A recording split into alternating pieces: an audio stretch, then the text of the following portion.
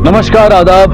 Crime petrol dial 100 में आप सबका स्वागत है। आज भी कई जगहों पर अपनी मर्जी से शादी करना एक बेबुनियाद बात मानी जाती है, लेकिन सच्चाई ये है कि चाहे माँ बाप ना बदलें, लेकिन बच्चे नई राह ले चुके हैं। वो अपने फैसले और अपना भला बुरा खुद देखते हुए जिम्मेदार बनना चाहते हैं, लेकिन जब इसके बावजूद परिवार उन पर अपनी इच्छाएं थोपता है तो विरोध जन्म लेता है, जिसका फायदा अक्सर दूसरे उठाते हैं और विपरीत परिस्थितियों में स्वार्थ भारी पड़ता है। ऐसी कहानी कहता है हमारा आज का एपिसोड, जहां एक शादी के प्रस्ताव ने सोनाक्षी और उसके परिवार को तहस नहस कर दिया। नमस्ते काका। नमस्ते काकी। तुझे पता चल गया क्या तेरा मुंह क्यों उतरा हुआ है? कुछ नहीं आई, बस थोड़ी वीकनेस लग रही है। पढ़ाई के चक्कर में खाना सोना सब बंद कर दिया इसने। अरे भाई ओमकार, एक बात बताओ, अगर डॉक्टर ही बीमार पड़ने लगा तो फिर मरीजों का क्या होगा? काका, डॉक्टर बनने में अभी 1 साल है। ये काका क्या है? पापा कहने की आदत डाल लो अभी। जया काकी के बेटे से शादी उस आवारा से? बाबा, आपने सोच भी कैसे लिया कि मैं उस अनपढ़ से शादी करूंगी? पापा, इतनी पढ़ाई लिखाई मैंने उसके लिए किया है क्या? और अभी तो मेरी पढ़ाई भी नहीं पूरी हुई है। पापा, मैं जानती हूँ कि आपका बेटा भी मैं ही हूँ और बेटी भी। सॉरी बाबा, मैं ये शादी नहीं कर सकती।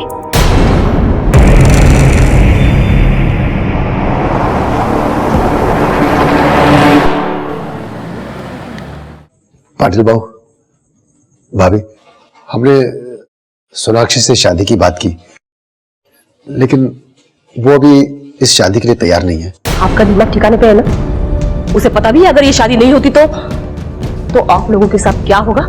ऐसी बात मत करो भाभी। पाटिल बाबू तो मेरा बचपन का दोस्त है, दोस्त नहीं फैमिली से बढ़कर है। अब मैंने कोशिश तो की थी, लेकिन वो नहीं मानी। मैं क्या कर सकता हूँ भाभी? आप इसके अलावा मुझसे कोई भी काम करवा लो, लेकिन ये शादी नहीं हो पाएगी। मैं चलता हूँ, नमस्ते।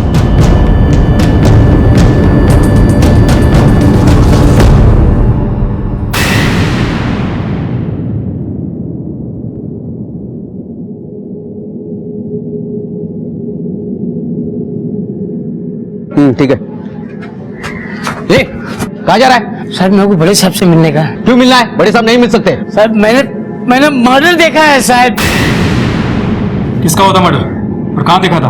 वो शमशान में साहब, उधर एक लड़की को जला दिया साहब। वो शमशान का देखभाल करने वाला नंदू है ना, नंदू, वो नंदू ने उसको जला दिया साहब। हाँ सर, इसने पी रखी है और इसकी बात पर भरोसा कैसे करें? और वैसे भी शमशान तो इन्हीं कामों के लिए बना है। अपन साहब, वो लड़के का घर का परिवार का कोई भी आदमी नहीं था, वो नंदू अकेला था साहब, उसने जला दिया उसको।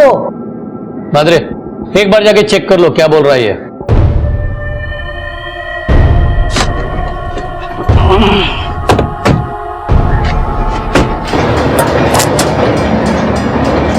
तुम नंदू, यहाँ के केयरटेकर? हाँ सब। इसका कहना है कि कल रात को तुमने इलीगल तरीके से एक बॉडी को जलाया है। साहब, कल कोई बॉडी आई नहीं, और आप भी किसकी बातें सुन रहे हैं साहब? एक नंबर का बेवड़ा है, यहाँ से लकड़ी चुराता है, बेचता है और दारू पीता है। झूठ बोलता है। मैं साइड में लेके जाओ इसे, चल। साहब, अगर आपको यकीन ना हो ना, आप चाहे तो लकड़ी का रिकॉर्ड देख लीजिए, और यहाँ पे जितनी भी जली हुई लकड़ी की राख पड़ी है ना, उसे भी देख लीजिए। सारी ठंडी है, क्योंकि 2 दिन पहले की है। साहब, कल कोई बॉडी आई ही नहीं।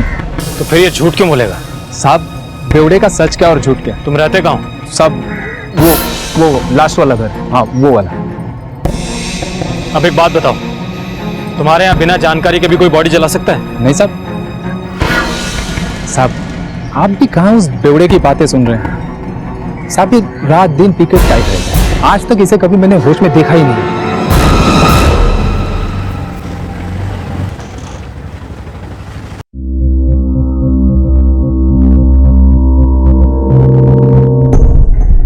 साहब, ये मेरी बेटी सोनाक्षी 2 दिन से लापता है साहब। फोन भी नहीं लग रहा इसको। 2 दिन से लापता है और आप आ जा रहे हो, क्यों? वो आई बाबा को लगा कि पुलिस के पास जाएंगे तो ताई की बदनामी हो जाएगी।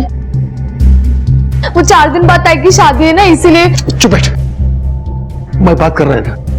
कहीं ऐसा तो नहीं क्या आपकी लड़की शादी से नाखुश थी या किसी और से प्यार करती थी इसलिए चली गई? नहीं साहब, मेरी बेटी ऐसी वैसी नहीं है। वो डॉक्टर की पढ़ाई कर रही है, अगले बरस वो डॉक्टर बन जाएगी। उसको ये सब काम के लिए फुर्सत ही कहा था साहब। आपने उसके दोस्तों या अपने रिश्तेदारों से पता किया? हो सकता है वो वहां कहीं गई हो।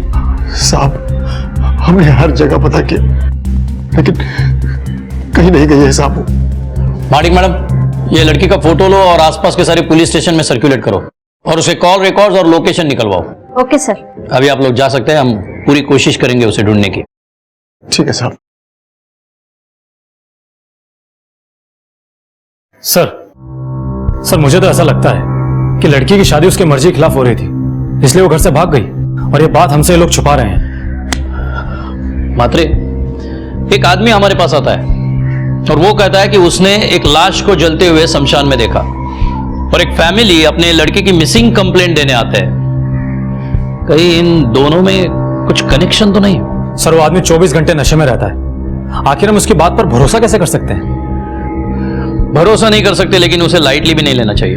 मात्र एक काम करो, म्यूनिसिपैलिटी जाके पता करो कि पिछले हफ्ते इस इलाके में कितने लोगों की मौत हुई और उनके फैमिली वालों ने कौन से शमशान घाट पे उनका अंतिम संस्कार किया, और ये सारी इंफॉर्मेशन निकालकर शमशान घाट के रजिस्टर के साथ वेरीफाई करो। Yes sir. एक लड़की जो डॉक्टर बनने वाली थी अचानक गायब हो गई थी, और वहीं दूसरी तरफ एक अनजान लड़की की लाश को धोखे से जलाए जाने का शक था। क्या ये दोनों लड़कियां एक ही थी? पुलिस को तहकीकात में पता चला कि इस हफ्ते इस इलाके में 4 लोगों की मौत हुई, जिसमें 3 औरतें थी और एक आदमी।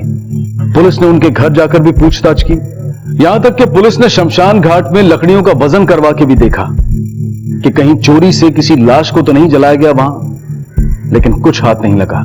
पुलिस के पास आगे का रास्ता नहीं था, लेकिन तभी सोनाक्षी की बहन से पूछताछ में पुलिस के हाथ एक नया सिरा लगा। आई बाबा, बाबा, हाय, पुलिस आई है। अरे सोनाक्षी मिली क्या? हाँ? सोनाक्षी, सोनाक्षी, सोनाक्षी, सब क्या है सोनाक्षी? सोनाक्षी? फिलहाल तो कोई खबर नहीं, लेकिन जल्दी पता चल जाएगा। हमें शोभा से अकेले में कुछ पूछताछ करनी है। उस दिन तुम पुलिस स्टेशन में कुछ कहना चाहती थी, लेकिन तुम्हारे बाबा ने बीच में रोका। वो 4 दिन बाद ताई की शादी है ना, इसीलिए। चुप बैठ। क्या कहना चाहती थी? देखो, हमारे लिए सब कुछ जानना बहुत जरूरी है। हाफ इंफॉर्मेशन पे उसे ढूंढना मुश्किल होगा। तुम चाहती हो ना तुम्हारी बहन सही सलामत वापस आए?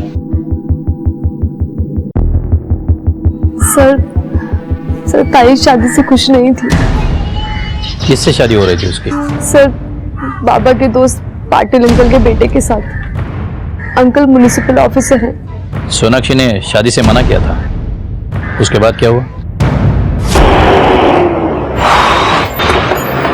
चलो ये तोड़ना चालू करो, तोड़ो, चलो आ जाओ, जाओ। अरे भाई ये क्या कर रहे हो भाई? पाटिल भाऊ, भाऊ ये क्या हो रहा है? ये क्या कर रहे हैं भाऊ? तेरी दुकान इल्लीगल है, तोड़ने का ऑर्डर है। भाऊ इतने साल से दुकान चला रहा हूँ, किसी ने इल्लीगल नहीं बताया। भाऊ मैं हाथ जोड़ता हूँ, कुछ तो सोचो भाऊ। हम बचपन के दोस्त हैं भाऊ। अरे तेरी दोस्ती के लिए मैंने बहुत कुछ किया, लेकिन अभी मेरे हाथ बंधे हुए हैं। तेरी बेटी ने मेरे बेटे की, मेरे भाई को जो बेइज्जती की है ना, ये रोज सुनना पड़ता है मालूम। भाऊ सोनाक्षी के लिए मैं माफी मांगता हूँ। माफी मत मांग, तू अपनी बेटी को समझा, मना उसको शादी के लिए। तुझे तो मालूम है जया अपने बेटे के लिए कुछ भी कर सकती बाबा। ए धाना है रे।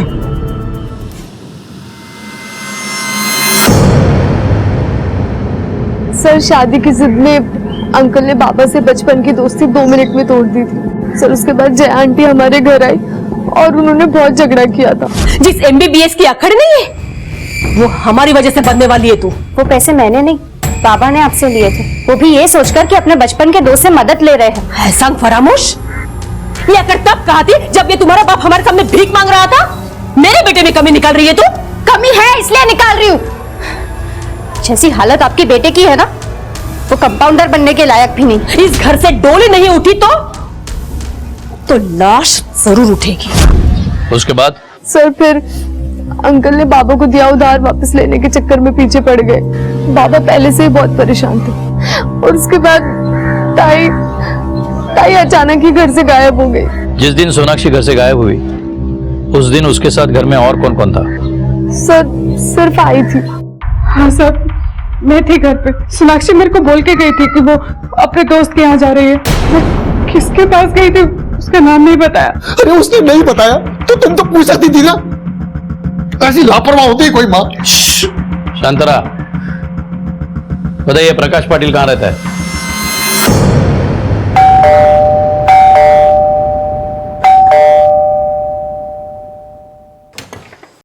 जया, नितिन कुठे आहे? नितिन, नितिन, नितिन! काय झालं? आप इतना चिल्ला क्यों रहे हो? अरे चिल्लाऊं मैं तो क्या करूं? 2 दिन से सोनाक्षी गायब है। नितिन! बाबा काय झालं? सोनाक्षी कहाँ है? मला काय माहित, मेरा क्या संबंध? जास्त शहाणपणा करू नकोस। जो कुछ भी है सच सच बताना। कहाँ है वो? कहाँ गायब किया तुमने उसको? ना मैंने कुछ किया है ना मेरे बेटे ने कुछ किया है। हमें तो पता भी नहीं कि वो गायब हुई है। अगर तुम दोनों को भी पता नहीं है तो फिर कहाँ है वो?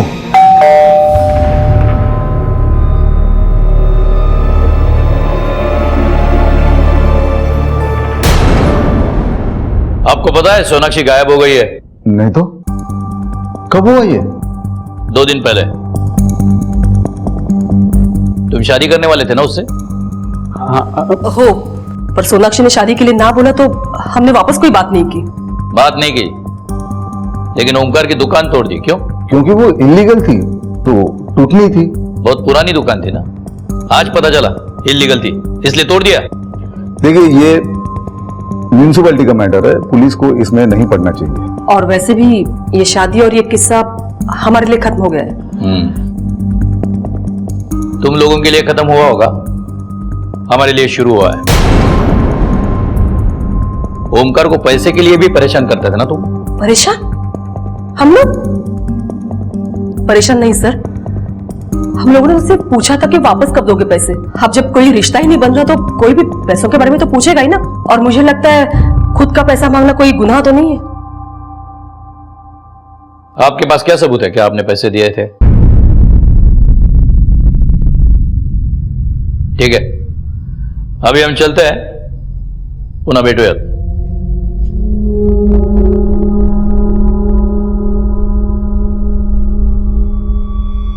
मैं कह रहा हूं अब भी वक्त है, बता दो जो कुछ भी सच है, वरना ही भारी पड़ेगा।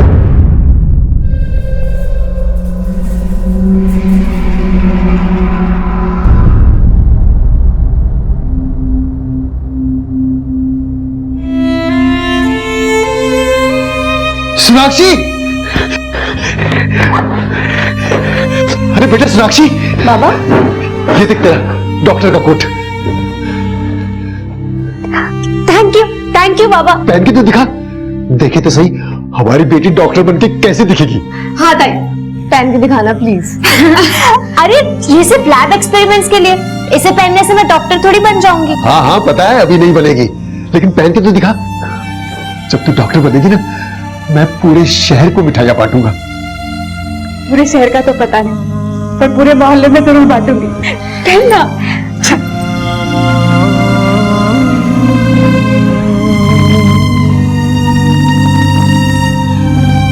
कैसी लग रही हो बाबा?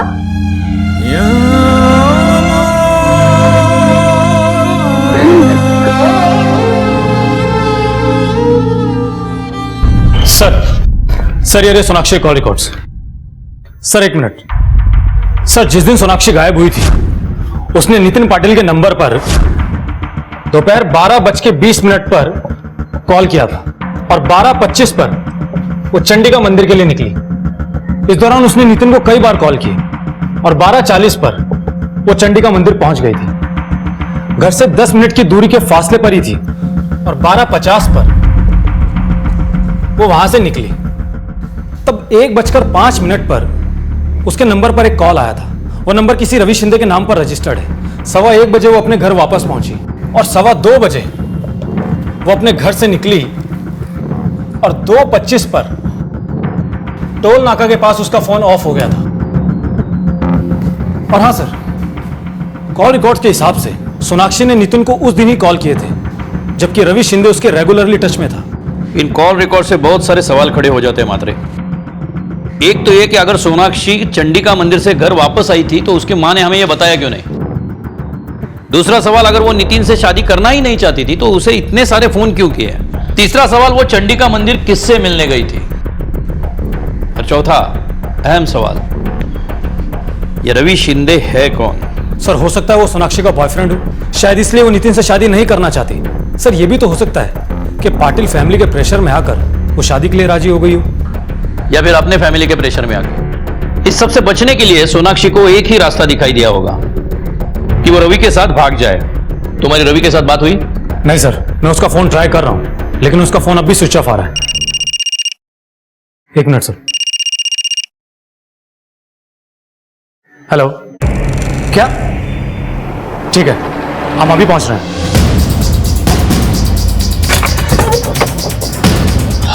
फोन किसने किया था? मेरे सर। बॉडी का चेहरा तो पूरी तरह बिगड़ गया है। कातिल ये नहीं चाहता कि इसे कोई पहचान ले।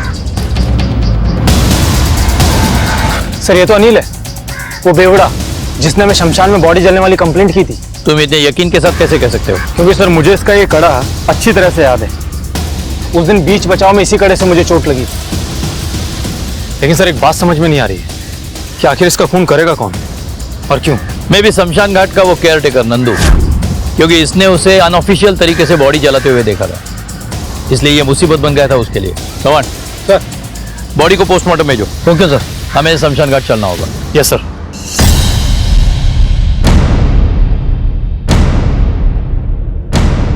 नंदू कहाँ है? अब नंदू तो बिना छुट्टी अप्लाई किए पता नहीं अचानक कहाँ चला गया। अब कोई तो केयर टेकर चाहिए था, इसलिए म्यूनसिपालिटी ने मुझे यहाँ भेज दिया। इसका मतलब ये बात सच हो सकती है कि नंदू ने यहाँ कोई बॉडी जलाई है और उस बेवड़े ने उसे देखा था, इसलिए नंदू ने उसे मार डाला और वो भाग गया। देशपांडे, फॉरेंसिक टीम को फौरन बुलाओ और यहाँ जलाई गई बॉडी के राख सैंपल पिछले 7 दिनों में जलाई गई बॉडी के साथ मिलाओ, जिससे यह पता चलेगा कि यहाँ कोई एक्स्ट्रा बॉडी जलाई गई थी या नहीं, और शायद इसका भी पता चलेगा कि किसकी बॉडी थी। Okay sir. उसे पूछो नंदू कहाँ रहता है। सर मुझे पता है।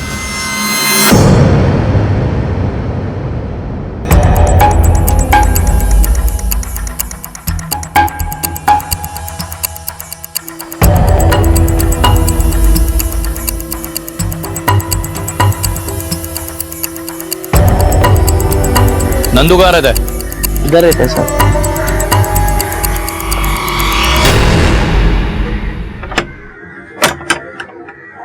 देशपांडे सर।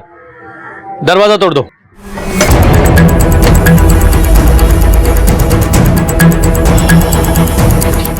अच्छी तरह से छानबीन करो, कुछ ना कुछ तो जरूर मिलेगा। Yes sir.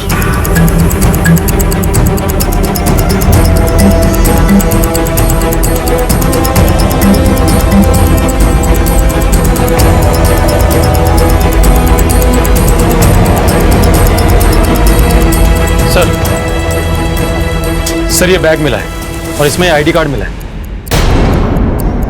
सोनाक्षी ओमकार लाटकर?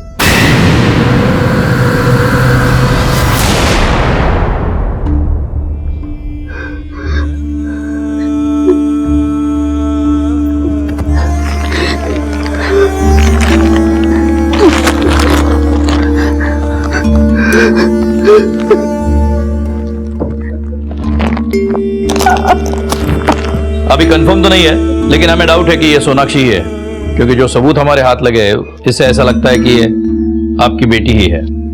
क्यों साहब, क्यों मारा मेरी बच्ची को? इसलिए क्यों मेरी बेटी ने शादी के लिए मना किया था? इसलिए तो आपको शक है कि प्रकाश पाटिल ने आपकी बेटी को? रुको रुको, नहीं साहब, मैं ऐसा नहीं बोल रहा था। पाटिल तो मेरा दोस्त है साहब, वो ऐसा क्यों करेगा? वो ऐसा क्यों करेगा साहब? सर। हाँ मात्रे। सर शमशान घाट से जो राख के सैंपल हमने लिए हैं वो लैब में भेज दिए हैं। रिपोर्ट आने में 1 महीना लग जाएगा, क्योंकि 6 लोगों की डेड बॉडी की राख मिक्स हो गई है, इसलिए टाइम लगेगा। मतलब फिलहाल हमें इनकी मदद के बिना ही इंक्वायरी करनी होगी। अच्छा मात्रे, वो नंदू का पता किया क्या? हाँ सर, हमने उसकी फोटो सारे पुलिस थानों में सर्कुलेट कर दी है। सर नंदू का परमानेंट एड्रेस सतारा का है। हमने वहाँ की पुलिस को भी इंक्वायरी करने के लिए कहा है, लेकिन उनका कहना है कि नंदू वहाँ नहीं है। लेकिन हाँ सर, नंदू की माँ वहाँ हॉस्पिटल में एडमिट है और नंदू ने 2 दिन पहले ही अपने पनवेल के अकाउंट से 25,000 रुपए हॉस्पिटल को ट्रांसफर किए। जब हमने उसका अकाउंट चेक किया तो पता चला कि नंदू ने उसी दिन अपने अकाउंट में पैसे जमा किए थे। मतलब नंदू को बॉडी ठिकाने लगाने के लिए किसी ने पैसा दिया है, पर किसने?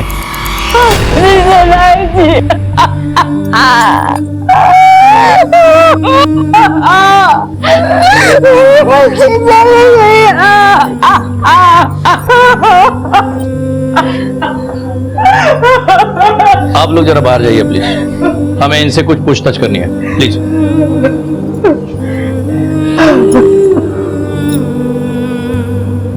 आपने क्यों नहीं बताया कि उस दिन सोनाक्षी 1:15 बजे वापस घर आई थी और 2:15 बजे वो फिर से बाहर जाने के लिए निकली थी?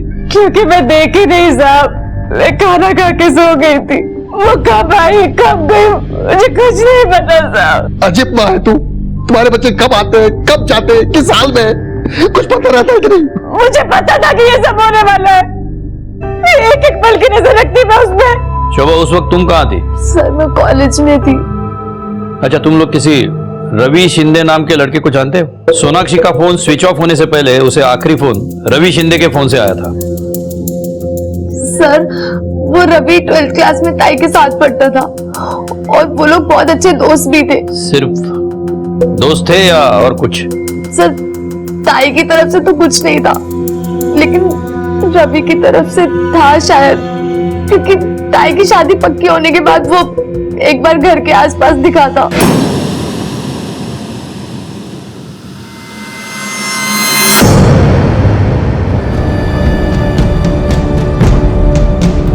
ये क्या बदतमीजी है? क्या बोला था? तुम पागल समझती है मेरे को? क्या बोला था तूने मेरे को कि MBBS होने के बाद तो मुझसे शादी के बारे में सोचेगी? उन्हें देर में लगना, शादी नहीं होने दूंगा तेरी मैं। सर उसके बाद भी वो कई बार घर के आसपास नजर आया। एक बात तो क्लियर है, ये जो भी कुछ हो रहा है वो शादी के चक्कर में हो रहा है, लेकिन कौन हो सकता है? मात्र एक काम करो, ये पाटिल फैमिली और रवि शिंदे की हिस्ट्री निकालो और ये लाटकर फैमिली के भी डिटेल्स निकालो। Okay sir. सर एक बात पूछनी थी आपसे। हाँ, क्या सोनाक्षी के माँ बाप पर भी आपको शक है? शक तो सब पे बनता है। सोनाक्षी का शादी को मना करने की वजह से मोटिव तो सबके पास है, अब पता करना है खून किसने किया है। Yes sir.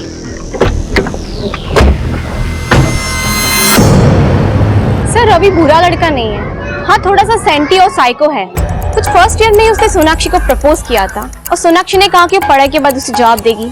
उसने कहा मैं वेट करूंगा। उसके बाद वो किसी भी लड़की के पीछे नहीं गया, बल्कि सोनाक्षी के आसपास अगर कोई लड़के दिखते थे तो किसी भी बहाने से उनसे लड़ाई कर लेता था। क्या सोनाक्षी उसमें इंटरेस्टेड थी? सर ऐसा लगा तो नहीं, शायद से उसे टालने के लिए उसने ये सब बोला था।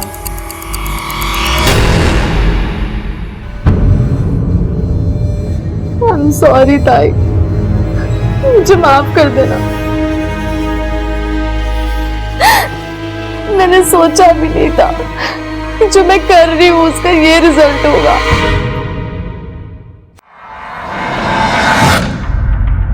सर मात्रे, रवि का मोबाइल ट्रैक कर रहे हो ना? हाँ सर, और सर बाकी सब लोगों की भी मोबाइल डिटेल्स आ गई है। इसके मुताबिक सोनाक्षी के गायब होने पर ओमकार अपनी दुकान बनवा रहा था, शोभा कॉलेज में थी और लक्ष्मी अपने घर पर थी। लेकिन सर पाटिल फैमिली के कॉल डिटेल्स चौंकाने वाली है। हमें लग रहा था कि सोनाक्षी चंडिका मंदिर की तरफ गई है, लेकिन उसकी कुछ ही दूरी पर पाटिल का फार्म हाउस है और सर कॉल लोकेशन के मुताबिक नितिन भी वहीं पर था। और सर सबसे चौंकाने वाली बात तो यह है कि जब सोनाक्षी नितिन से मिलकर निकल रही थी तब उसे उसके घर के पास जया मिली थी, क्योंकि दोनों की लोकेशन सेम है। उन दोनों के बीच में जो भी बात हुई उसके बाद में जया वहां से चली गई थी और सोनाक्षी के फोन के लोकेशन 2:15 पर उसके घर पर ही था। उसके बाद ही वो टोल नाका की तरफ निकली थी। और हाँ सर, इसी रास्ते पर शमशान है। मात्रे, रवि शिंदे का लोकेशन चेक करो। देखो उस वक्त वो टोल नाके के आसपास था क्या? सर रवि का फोन काफी पहले स्विच ऑफ हो गया था, इसलिए उसके मोबाइल की लोकेशन नहीं मिली। इसका मतलब ये पॉसिबल है कि जब सोनाक्षी टोल नाके के आसपास जा रही हो उसी वक्त उसका खून हुआ होगा। शायद वो शहर से भाग रही होगी, उसके बाद उसकी बॉडी शमशान घाट तक पहुंचाई। मात्र नितिन का फार्म हाउस के बाद का लोकेशन क्या है? सर नितिन ने 12:52 पर जया को कॉल किया था, उसके बाद उसका फोन स्विच ऑफ हो गया था। मतलब वो सोनाक्षी का पीछा कर रहा होगा। मतलब जया और नितिन को उठा लाओ। अब ये दोनों ही बताएंगे कि सोनाक्षी को मिलने की बात जया ने हमें क्यों नहीं बताई और नितिन का फोन स्विच ऑफ क्यों था। लेके चलो इन्हें। रुको, आप लोग ये ठीक नहीं कर रहे हो, मेरी पहुंच बहुत ऊपर तक है। तो जाओ ना ऊपर तक, रोका किसने आपको? जवान गाड़ी में बिठाओ दोनों को। आओ आओ, ऐका ना, सोडा मला. तुम ये आप ठीक नहीं कर रहे हो साहब। नितिन से मैं अकेले में बात करना चाहता हूं। मैडम को बाहर ले जाइए। क्या? मेरे बेटे के साथ यहाँ रुकना मेरा हक बनता है। बालिक है ये, बच्चा नहीं है। मैडम ने क्यों दो बाहर? चलो। अरे सोना चलो बेटा, बेटा कुछ बोलना मत। तुम्हारे पापा आएंगे वकील को लेकर, कुछ बोलना मत। मात्रे पकड़ो, जब ये झूठ बोलेगा तो इसे इनाम देना। Okay sir. चल बता, जिस दिन सोनाक्षी गायब हुई उस दिन तू उसे मिला था ना? नहीं। ये तुम्हारे कॉल रिकॉर्ड्स है, साफ दिखता है। जिस वक्त तू फार्म हाउस पे था सोनाक्षी वही थी। अब सच बोलेगा या बोल? हाँ, मैं था। प्लीज शादी के लिए मना कर दो, मैं तुमसे शादी नहीं कर सकती। मेरी प्रॉब्लम यह है कि मैं आगे पढ़ना चाहती हूँ। तो रोक कौन रहा है? शादी के बाद पढ़ाई करो। इडियट, मेरी प्रॉब्लम यह भी है कि मैं तुम्हें पसंद नहीं करती हूँ। मैं डॉक्टर बनने वाली हूँ। मुझे कोई भी अच्छा पढ़ा लिखा इंसान मिल सकता है, कोई डॉक्टर, कोई बिजनेसमैन, कोई भी। तभी मैं अपनी फैमिली का ख्याल रख पाऊंगी, शोभा की अच्छी घर में शादी करवा पाऊंगी। इतना सब कुछ होने के बाद मैं तुमसे शादी क्यों करूं? वो तुम सोचो, मेरा फिक्स है, मैं तुमसे ही शादी करने वाला हूं। अगर मुझसे जबरदस्ती शादी करने की कोशिश की ना तो मैं सुसाइड कर लूं, लेकिन मैं तुमसे शादी नहीं करूंगी। नितिन से मिलने के बाद जब सोनाक्षी अपने घर गई थी तो आप वहां उसे मिली थी। ये मैं पूछ नहीं रहा हूं, बता रहा हूं। आप दोनों की मोबाइल लोकेशन सेम है। उसके आगे क्या हुआ था ये आप बताएंगे, वो भी सच। उस लड़की के जाने के बाद नितिन ने मुझे फोन किया था, ये बताने के लिए कि उन दोनों के बीच में क्या बातचीत हुई। इसलिए मैं उस लड़की के घर के पास जाके खड़ी हो गई, उसका इंतजार करते हुए। रुको, समझते क्या तुम अपने आप को? हा? तेरी वजह से मेरे बेटे ने खुदकुशी करने की बात की है आज। खुदकुशी की बात मैंने की थी, उसने नहीं। देखो, तुम इस शादी के लिए हाँ बोल दो। कभी नहीं। अगर आप मेरे पैर धोकर पियोगे ना तब भी नहीं। अगर तुम नहीं मानोगी तो क्या क्या कर लोगी? क्या करूंगी? सारी दुनिया को बताऊंगी कि तुम्हारी बहन मेरे बेटे के साथ मुंह काला करके घूम रही है। इतना घटिया कैसे सोच लेती हो? शर्म नहीं आती झूठ बोलते हुए? यकीन नहीं आता तो फार्म हाउस की सीसीटीवी फुटेज देख ले। वो वहां गई थी और ठीक 1 घंटे बाद वहां से निकली। ये सच है या कहानी? आपको यकीन नहीं होता तो आप मेरे फार्म हाउस की सीसीटीवी फुटेज देख लीजिए। और हाँ, अगर आपको शोभा मिली तो उससे पूछना जरूर कि मेरे घर पे आके उसने क्या कहा था। फिलहाल तो मेरे इतने ही समझ में आ रहा है कि इतना ब्लैकमेल करने के बावजूद भी जब आपकी बात सोनाक्षी ने नहीं मानी तो आपने और आपके बेटे ने मिलकर उसे मार डाला। उसके थप्पड़ का बदला भी तो लेना था। देखिए सर, मुझे जो कह रहा था मैंने कह दिया। अब मेरा वकील आपसे बात करेगा।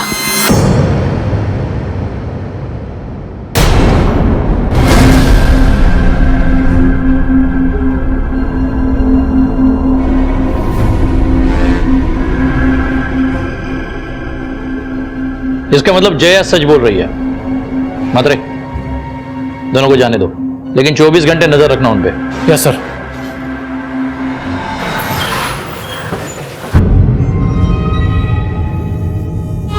आपने पुलिस को क्यों नहीं फोन किया? फोन करके क्या करते साहब, पहले ही लुट चुका हूं, अब सिर्फ शरीर बचा है। देखिए, आपका ये रवैया ठीक नहीं है और ये मारपीट, गुंडागर्दी किसी का पर्सनल मामला नहीं हो सकता, समझे? फिलहाल हम शोभा से कुछ पूछताछ करने आए हैं। शोभा से आपको क्या बात करनी है साहब? इसने क्या किया है? इसने सोनाक्षी की जगह लेने की कोशिश की है। तुम जया से मिलने उसके घर क्यों गई थी? बोलना। क्यों गई थी? सर, क्योंकि ताई की शादी की बात के बाद वो हमेशा टेंशन में रहती थी। जब देखो सुसाइड करने की बात करती थी वो। ताई, मेरी तो किस्मत ही खराब है शोभा। उस गधे से शादी करने से तो अच्छा है कि मैं मर जाऊं। शोभा, मैं पढ़ना चाहती हूँ, डॉक्टर बनना चाहती हूँ। प्लीज मुझे इस सबसे बचा ले, मेरी मदद कर दे। मैं इसके बाद तुझसे कुछ नहीं मांगूंगी। और सर, ताई की हालत मुझसे देखी नहीं गई, इसलिए मैं जया आंटी के घर गई उनसे मिलने। तुम्हें क्या लगता है तुम्हारा बाप उसे पढ़ा पाएगा आगे? कम से कम हम खर्चा तो उठा लेते। आंटी, प्रॉब्लम ये है कि ताई को लेकिन पसंद ही नहीं है। क्या? मेरे ही घर में आके मेरी बेटे के बारे में बुराई कर रही हो? नहीं आंटी, मैं नितिन की बुराई नहीं कर रही हूँ। मैं तो ये कह रही हूँ कि ताई की जगह मैं नितिन से शादी करने के लिए तैयार हूँ। ये क्या पक दिया तूने? अकल घास चढ़ने गई थी। शांत रहिए आप, शांत रहिए। फिर जया ने क्या कहा? शक्ल देखी थी आपने कभी? हाँ, मुझे ऐसे बिना शक्ल और बिना अक्ल वाली बहू नहीं चाहिए। मुझे तो पढ़ी लिखी सोनाक्षी जैसी बहू चाहिए। सर मुझे पता चल गया था कि जया आंटी नहीं मानेगी, इसलिए तुम नितिन से मिलने उसके फार्म हाउस पर गई।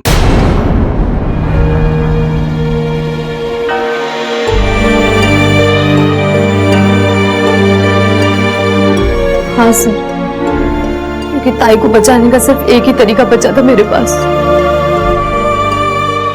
देखो मैं तुमसे फिर कहता हूं, अगर तुम चाहो तो ये बात अलग से कह सकती हो। किसी से छुपाने के लिए कुछ बचा नहीं। जब मुझे कोई रास्ता नहीं नजर आया तो मैं नितिन से मिलने उसके फार्म हाउस गई। वो मुझे तुमसे कुछ कहना है। हाँ? I love you. क्या? अब से नहीं, बहुत पहले से। तुम्हें पता नहीं उस ताई में क्या नजर आया। वो 24 घंटे किताबों में घुसी रहती। मैं तुम्हें कुछ नहीं दे सकती और मैं तुम्हें सब कुछ दे सकती हूँ जो तुम चाहते हो।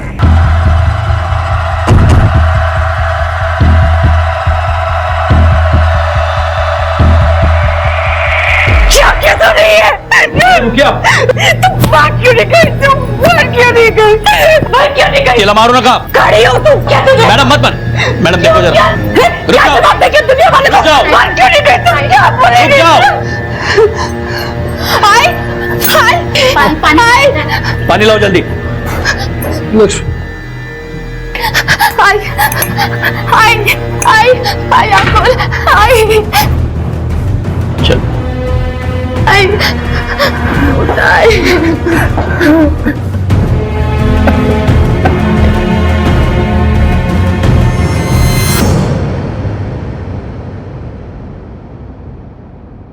शोभा ने सोनाक्षी को बचाने के लिए अपना सब कुछ लुटा लिया। जिसे हम कत्ल का मोटिव मानते थे, वो एक कोशिश थी अपने बहन को बचाने की। सिर्फ शोभा ही नहीं, पूरी लाटकर फैमिली रास्ते पे आ गई है। मात्रे हमें इस केस को अलग एंगल से देखना होगा।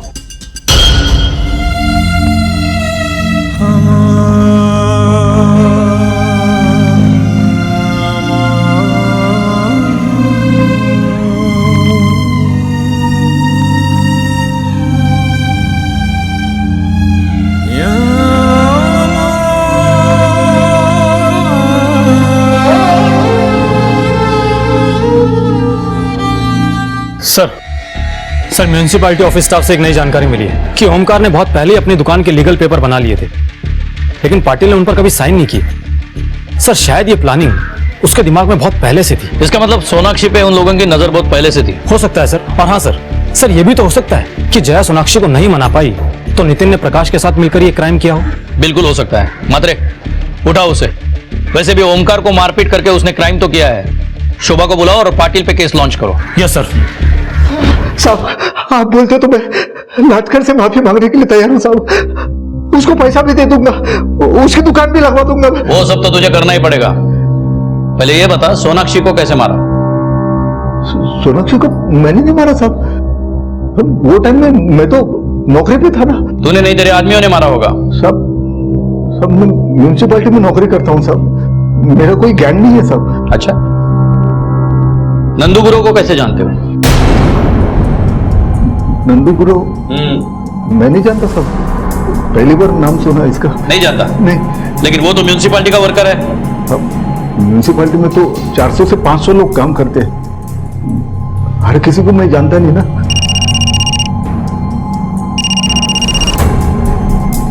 हेलो, ठीक है सर। रवि शिंदे पुणे पुलिस का हाथ लग गया, वो लोग उसे लेकर आ रहे हैं। जब तक ये नहीं बताता नंदू गुरु को कैसे जानता है, तब तक तबीयत पानी देते रहना उसे। शोभा ने सुसाइड कर लिया। व्हाट?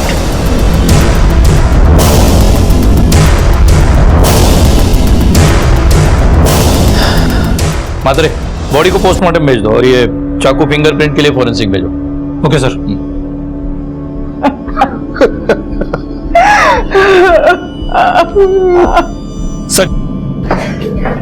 सर रवि शिंदे को पूना पुलिस लेके पहुंच चुकी है। सर मेरा विश्वास कीजिए, मैंने नहीं मारा है सोनाक्षी को। धमकी दी थी ना तूने उसे? जिस दिन सोनाक्षी गायब हुई है लगातार फोन कर रहा था उसे, क्यों? हाँ सर, ये बात सच है कि मैं उसे फोन कर रहा था, लेकिन मैं उससे मिलना चाहता था इसलिए फोन कर रहा था, लेकिन उसने बार बार मेरे फोन कट की और फोन ही स्विच ऑफ कर दिया बाद में। तो सर इस बात का मुझे बहुत गुस्सा आया था और उस गुस्से में मैं कुछ कर ना बैठूं, उसकी वजह से मेरे दोस्त लोग मुझे जबरदस्ती पूना ले गए। अच्छा, गुस्से में तू पूना गया और यहां सोनाक्षी गायब हो गई? हाँ मात्रे, सच बुलवाओ इससे और इसका भी पता करो वाकई ये पूना गया था या कहीं और। Yes sir. रवि पुणे में ही था यह साबित हो चुका था और 3 महीने बाद शमशान से मिले अवशेषों की फोरेंसिक रिपोर्ट ने भी यह साबित कर दिया कि अज्ञात लाश सोनाक्षी की ही थी। लाटकर परिवार ने अपनी दोनों बेटियों को खो दिया था और पुलिस का शक पाटिल परिवार पर कायम था, लेकिन उनके खिलाफ कोई सबूत नहीं था। और तभी अचानक पुलिस के हाथ एक नई कड़ी लगी। ये लो, चल चल।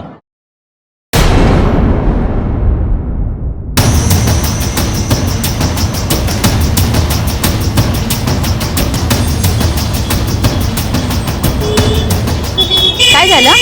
निघूया का? निघूया?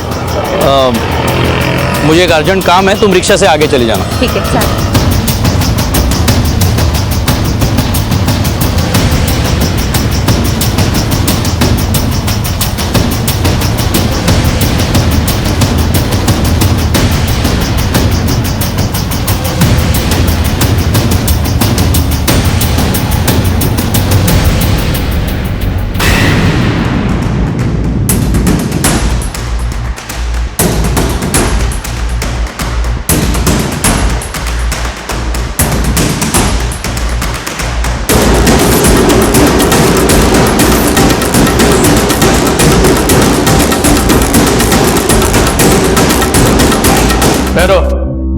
बता दो साहब, बता दो साहब, उस बेवड़े अनिल को मैंने मारा साहब। वो बेवड़ा मेरे को बहुत तंग कर रहा था। ए पैसा नहीं देने का क्या? हाँ चल पैसा निकाल। हाँ नहीं तो देख मैं वापस से पुलिस के पास जाएगा। पैसा दे चल। कहाँ से लाऊं इतना पैसा? झाड़ लगा क्या मेरे पास? हर रोज उठ के चला आता पैसा मांगने। आखिर कब तक दूंगा तुझे पैसा? जब तक मैं जिंदा है ना तेरे को पैसा देना ही पड़ेगा, समझा? जल्दी। तू जब कर दिया था ना वो तेरा आखिरी पैसा था, समझ? तेरी तो ये ले पैसा चाहिए, रुक देता हूँ तुझे पैसा। ये ले पैसा। चला बोल, सोनाक्षी को क्यों मारा? बोल। पुलिस साहब, सोनाक्षी को मैंने नहीं मारा सर, मैंने तो सिर्फ उसकी बॉडी जलाई थी साहब, चोरी से। तूने नहीं मारा तो और किसने मारा? किसने तुझे 25,000 रुपए दिए जो तूने दूसरे दिन डिपॉजिट किए बैंक में? लक्ष्मी ताई ने साहब। हाँ मैंने ही मारा है उसे। मैं क्या करती? वो बहुत स्वार्थी हो गई थी। उसके शादी के लिए मना करने से हम लोग क्या क्या झेल रहे थे, उसे इसकी परवाह ही नहीं थी। सोनाक्षी ने सारी हदें पार कर दी थी, ये जानते हुए भी कि हम सब कितनी बड़ी मुसीबत में आ सकते हैं। सोनाक्षी, अपने अलावा कुछ और दिखाई देता है तुझे या हम सबको मार के जाएगी तू? ये क्या बोल रही हो आई? क्या बोल रही हो? मतलब कुछ दिखाई नहीं देता तुझे आजकल? तुझे घर की हालत देखी है? अरे तेरे बाबा की हालत देखी है, सब तेरी वजह से। तो क्या चाहती हो? अब सबकी हालत सुधारने के लिए मैं अपनी जिंदगी बर्बाद कर दूं? इतनी मेहनत पढ़ाई लिखाई सब कुएं में फेंक दूं? भाई मैं आखिरी बार बोल रही हूँ, मैं नितिन से शादी नहीं करूंगी। देख सोनाक्षी, ना आज न फिर कभी। नहीं करूंगी मतलब नहीं करूंगी। नंदू की याद आई, वो मेरे गांव का है। मैं सीधे नंदू के पास गई, उसे सब कुछ बता दिया।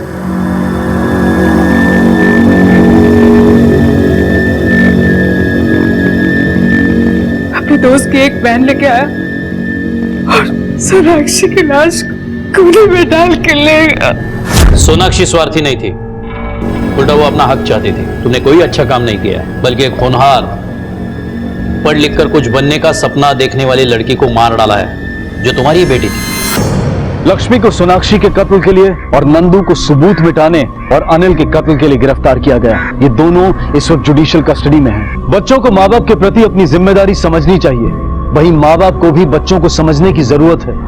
हमें समय समय पर अपने आप को टटोलते रहना होगा कि कहीं हम माता पिता के नाम पर तानाशाह तो नहीं बन रहे, और अगर ऐसा है तो हमें इसे ठीक करना होगा, क्योंकि ये हमारे और हमारे बच्चों के लिए घातक हो सकता है। देखते हैं हमारे आज के एपिसोड की दूसरी कहानी। सर मुझे कुछ नहीं मालूम सर, बच्चा अचानक मेरी गाड़ी के सामने आया, अब ब्रेक मारने का टाइम ही नहीं मिला सर। ये लोग बता रहे थे बच्चे का कुछ लोग पीछा कर रहे थे। कौन लोग? आपने देखा? नहीं सर। आप लोगों ने कुछ देखा? शिंदे सबकी स्टेटमेंट ले लो। हटिए।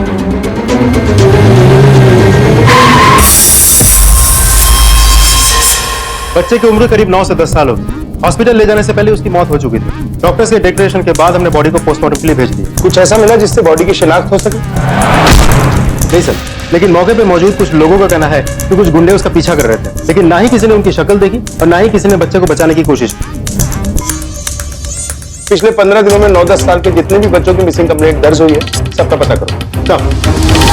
बच्चे बड़ों की दुनिया के छल कपट और जटिलताओं से अनजान होते हैं।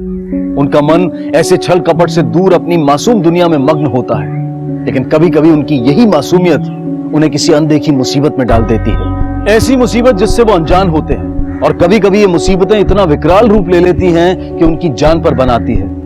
ऐसा ही कुछ हुआ था इस 10 साल के बच्चे के साथ, और यही बड़े और समझदारी का दावा करने वाले लोग ऐसे मासूम बच्चे को अपनी आंखों के सामने, किसी की भी इंसानियत और संवेदना नहीं जागी उसकी मदद करने के लिए।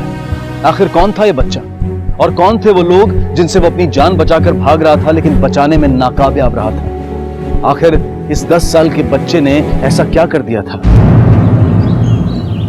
हाँ, मैं तुझसे बोली ना मैं काम पर हूँ, बच्चे लोगों को लेकर गार्डन पे आई हूँ। नहीं, मुझे पता है तेरे दिमाग में क्या चलता रहता है। नहीं, मैं कहीं नहीं जाने वाली।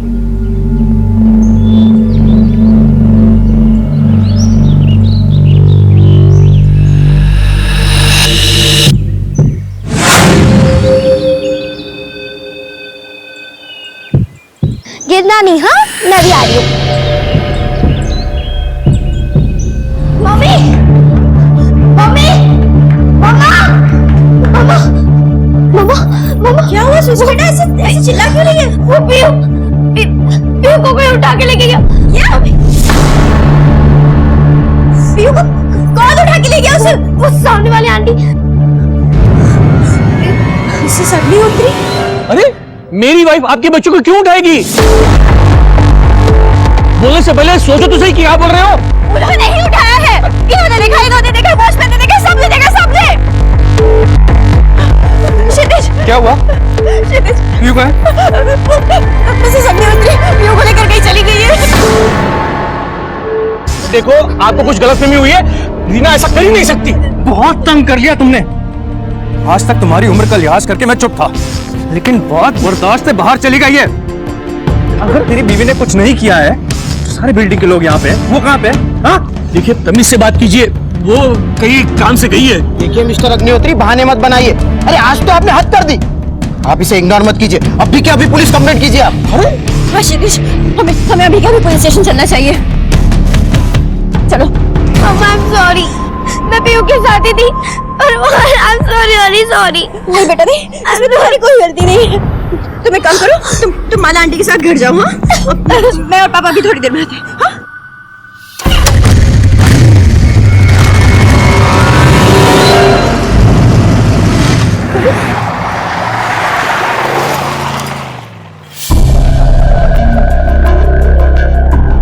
आप में से क्षितिज और राशि कौन है?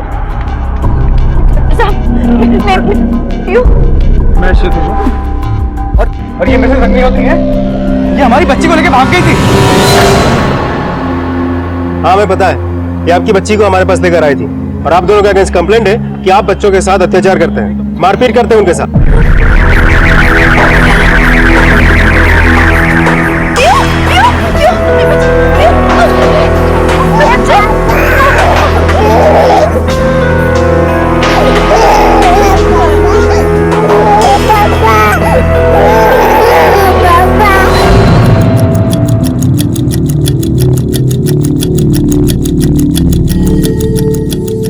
हम क्यों मारेंगे अपने बच्चों को? हम बहुत प्यार करते हैं उनसे। और सर, मिसेस अग्निहोत्री को हमसे क्या प्रॉब्लम है हमें नहीं पता, लेकिन वो बिल्डिंग में हर किसी से झगड़ा करती रहती है। आपको यकीन ना हो तो आप बिल्डिंग में जाके किसी को भी पूछ लीजिए।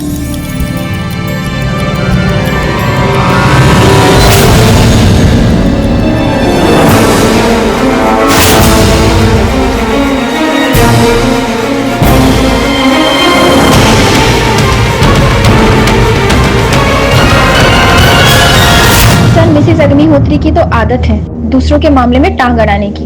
जब देखो दूसरों से झगड़ा करती रहती है।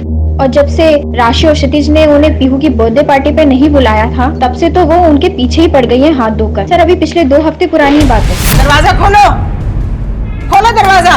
तुम लोग ऐसा नहीं कर सकते। मैं सब जानती हूँ अंदर क्या हो रहा है। दरवाजा खोलो। क्या हुआ? क्या है तुम्हारी? कहाँ है तुम्हारी बेटियाँ? मैंने उनके चीखने चिल्लाने की आवाज सुनी है। तुम मार रही थी ना उन्हें? क्या हो रहा है यहाँ? क्यों शोर मचा के रखा है आप दोनों ने? क्या प्रॉब्लम क्या है आपकी यहाँ? क्यों आप हमेशा हमारे प्रॉब्लम मेरी नहीं, प्रॉब्लम तुम्हारी है। मैंने अपने इन कानों से उनके चीखने चिल्लाने रोने की आवाजें सुनी है, और ये मेरा इमेजिनेशन नहीं है। तुम मार रही थी ना अपनी बेटियों को, मार रही थी ना?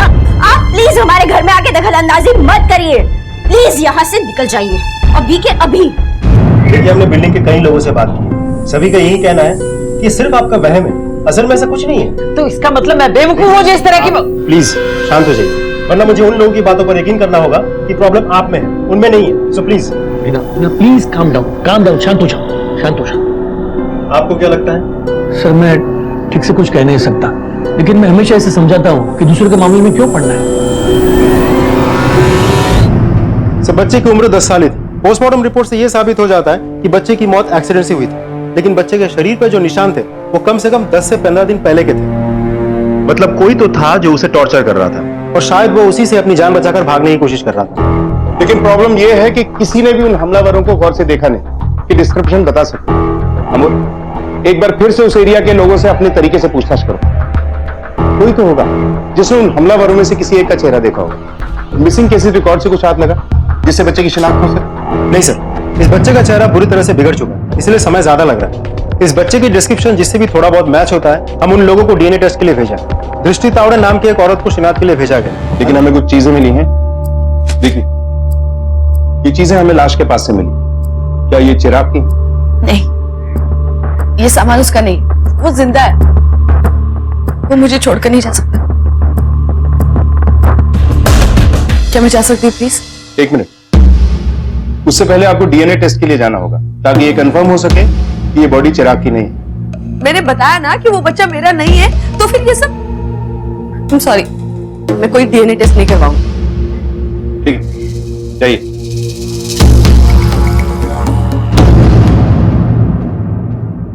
अमोल, इस दृष्टि में मुझे दोष दिखाई दे रहा है, वरना डीएनए टेस्ट की बात सुनकर इस तरह रिएक्ट नहीं करती है। सर, हमें डीएनए टेस्ट के लिए इंसिस्ट करना चाहिए था। डीएनए टेस्ट के लिए कोर्ट का ऑर्डर चाहिए होता है, उसके लिए अप्लाई कर दो और इस पे नजर रखो। डिटेल्स निकालो इसकी। Yes sir.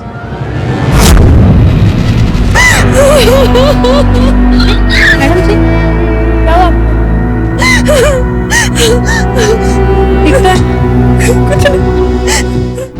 सर, दृष्टि एक एनजीओ में काम करती है। ऐसे एनजीओ में जहाँ नाबालिग बच्चों से कुछ क्राइम हो जाता है ना, उनके सुधार के लिए काम करता है। शायद इसलिए ऐसी है। और उसके ससुराल वाले अलग से उसके बच्चे की कस्टडी के लिए लड़ रहे हैं। बेचारी परेशान है। और मुझे तो लगता है सर, पिछले दिनों उसके साथ जो कुछ भी हुआ ना, वो शायद उसके सास ससुर ने कराया होगा। मतलब ऐसा क्या हुआ था उसके साथ?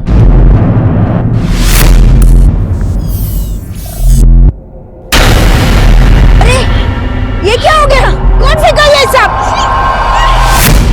सर, ये तो एक किस्सा है, ऐसा उसके साथ कई बार हुआ है। कभी किसी ने उसके ऊपर इंक फेंकी, तो कभी किसी ने उसके ऊपर गुब्बारे फेंके, और सर एक बार तो उसके ऊपर किसी ने अंडे भी फेंके थे। दृष्टि पाटिल के बेटे के बारे में क्या जानते हैं आप? माँ बेटे में रिश्ता कैसा था? सर, दृष्टि का हस्बैंड नहीं है, वो अकेले ही उस बच्चे को पाल रही थी। लेकिन दृष्टि बहुत स्ट्रिक्ट है सर, छोटी छोटी गलतियों पर सजा देती थी, और वो भी ऐसी कि इंसान सोच भी नहीं सकता। वो बेचारा तो बहुत अच्छा बच्चा था। चिराग, यहाँ क्यों खड़ा है? और वो भी साल में? क्या हुआ बेटा? क्या हुआ बेटा? और सर ये सजा इसने उसे इसलिए दी थी क्योंकि उसने होमवर्क नहीं किया था, और उस दिन तो उसने इसे स्कूल तक नहीं भेजा और पूरे दिन सोसाइटी गेट पर ऐसे ही खड़ा रखा। तो दृष्टि के पड़ोसियों ने चिराग की जो डिस्क्रिप्शन दी है उसके मुताबिक लड़का चिराग हो सकता है, लेकिन अचानक को दृष्टि को ये लगता है कि लड़का चिराग नहीं है। अमोल, ये डीएनए टेस्ट से कंफर्म हो सकता है। डीएनए टेस्ट का ऑर्डर आया? नहीं सर। अरे हमें पता है हमारी बेटी यहीं पर है, अब बता किधर है? अब बताइए ना आपने उसे कहाँ रखा है? एक मिनट, क्या चल रहा है ये सब? सर मिसेस अग्निहोत्री हमारी बेटी को लेकर यहाँ पे आई है क्या? सर मेरी बेटी नहीं मिल रही है। मिसेस अग्निहोत्री ने उसे यहाँ पर आपके पास रखा है ना। सर प्लीज सर, मुझे मेरी बेटी वापस कर दो सर। क्या मतलब वो यहाँ नहीं है? अगर वो यहाँ नहीं है तो कहाँ गई? क्षितिज, इन्हें बोलो ना मुझे मेरी पीहू वापस कर दे। देखिए आप शांत हो जाइए, इस तरह हड़बड़ाने से कुछ नहीं होगा। आप लोग हमें ठीक से बताइए, तभी तो हम आपकी बेटी के बारे में पता लगा पाएंगे। आखिरी बार कब देखा था आप लोगों ने पीयू को? सर सुबह जब मैं उसे प्ले स्कूल छोड़ने गया था, लेकिन राशि जब उसे लेने गई तो वो वहां नहीं थी। हमने स्कूल स्टाफ से भी पूछा, लेकिन उन्हें भी इसके बारे में कुछ नहीं पता। सर हम बच्चों की सेफ्टी का पूरा ध्यान रखते हैं, लेकिन पता नहीं कैसे हो गया। हम बच्चों को हमेशा उनके माँ बाप को ही हैंड ओवर करते हैं, लेकिन इस बार जब छुट्टी की बेल बजी तो काफी भीड़ जमा हो गई थी। शायद उसी वक्त पीहू, मतलब शायद उसे कोई ले गया। आपके स्कूल में सीसीटीवी कैमरास तो लगे होंगे? हाँ। सुबह से लेकर शाम तक हमें सारी फुटेज चाहिए, दिखाइए जरा। अच्छी होगी।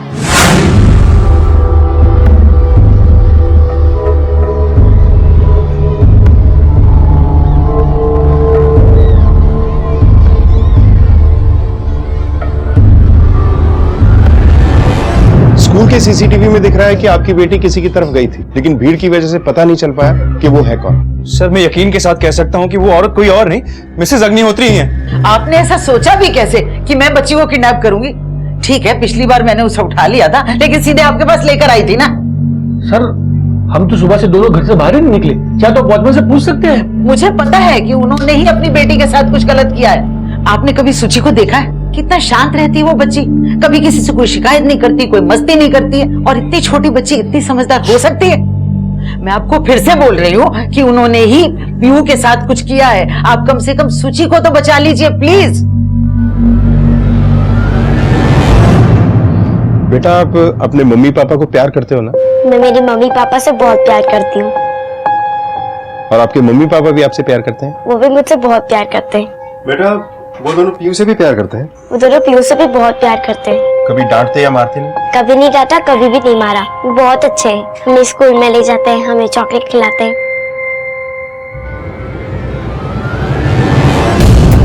सर मिस्टर अग्निहोत्री का कहना है कि वो लोग आज दिन भर घर पे ही थे। अमोल, घर पे होने का मतलब ये नहीं है कि वो लोग ये काम कर नहीं सकते। हो सकता है किसी की मदद ली, हो सकता है सर। और अमोल, सूची जिस तरह से नपे तुले और फटाफट जवाब दे रही थी, वो भी बिना पलक झपकाए। उसे ऐसा लगता है कि बच्ची को सारे जवाब पहले से रटवा दिए गए। मैं मेरी मम्मी पापा से बहुत प्यार करती हूँ, वो भी मुझसे बहुत प्यार करते हैं। वो दोनों पीयू से भी बहुत प्यार करते हैं, कभी नहीं डांटा, कभी भी नहीं मारा। लेकिन सर वो लोग ऐसा क्यों करेंगे? बिल्डिंग में सभी से पूछताछ करके देख लिया है, वो लोग अच्छे पेरेंट्स थे। अमोल, हर बार देखी सुनी बातें सच नहीं हो सकती, और हमारे प्रोफेशन में हमने देखा है कि कई बार माँ बाप ही अपने बच्चों के कातिल होते हैं। तो फिर मोटिव क्या हो सकता है सर? हो सकता है कि दूसरा बच्चा भी बेटी थी, या फिर कमाई कम और खर्चे ज्यादा, ये भी कारण हो सकता है। लेकिन सर पिछली बार जब हमने डिटेल्स निकाली थी सब कुछ सही था, सस्पिशियस कुछ भी नहीं था। हस्बैंड रियल एस्टेट में काम करता है, अच्छा खासा पैसे कमाता है, तो सेकंड मोटिव भी पॉसिबल नहीं लगता सर। अमोल, मोटिव फिलहाल सेकेंडरी, फिलहाल सब लोग हमारे शक के राडार में, क्योंकि एक बच्चे की जान को खतरा हो सकता है। सबके डिटेल्स निकालो और कॉल रिकॉर्ड्स भी, हमको रिस्क नहीं ले सकते। Yes sir. हाँ हेलो, हाँ ओके सर, दृष्टि के डीएनए टेस्ट का ऑर्डर आ गया। गुड, फॉरेन एक्शन टेस्ट करवाओ।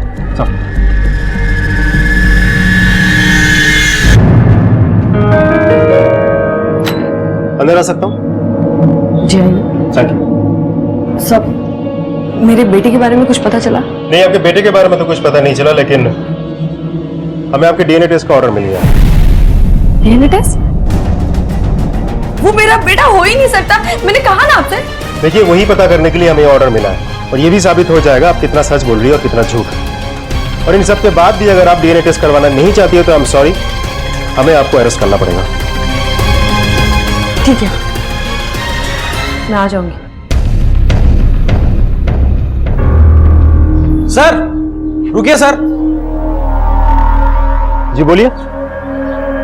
सर ये मेरा बेटा आदित्य है, ये आपको कुछ बताना चाहता है। बोलो बेटा, क्या बताना चाहते हो? अंकल चिराग अपने ऐसे बहुत गुस्सा था क्योंकि वो उसे हमेशा पनिश करती थी, इसलिए हम दोनों ने मिलकर उनके ऊपर गोबर फेंका था।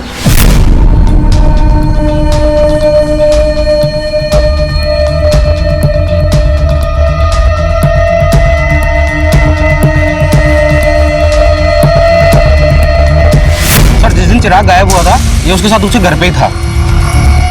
बोलो बेटा, क्या हुआ था? उस दिन मैं और चिराग उसके घर में खेल रहे थे। यासिन, ये वाला निकाल दो।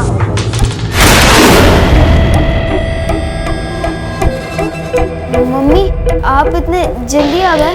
हाँ, यही देखने के लिए कि तुम पढ़ाई कर रहे हो नहीं। तुम घर जाओ। सॉरी।